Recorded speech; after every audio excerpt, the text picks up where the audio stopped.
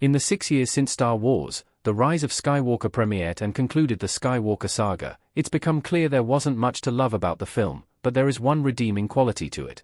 The Star Wars sequel trilogy is far from perfect, in large part because it lacks a cohesive narrative. Still, a lot of the criticism is blown out of all proportion.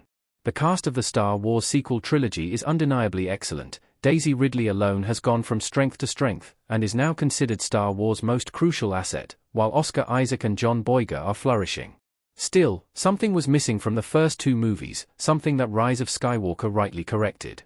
The Star Wars sequel trilogy never really put the main cast together, and it caused issues in the storytelling. While it may seem like a small issue, most of the main cast hardly met in Star Wars, The Force Awakens and Star Wars, The Last Jedi. In fact, Ridley's Rey didn't even cross paths with Isaac's Poe Dameron until the end of The Last Jedi.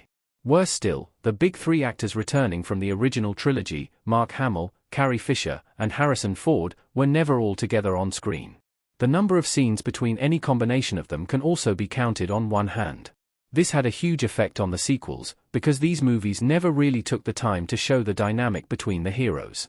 Contrast this with the original trilogy, where the main three spent countless scenes together. They were often split up on side quests, especially Luke, but you always knew they'd be reuniting in the end. The friendships were legendary. But that was completely lacking in The Force Awakens and The Last Jedi.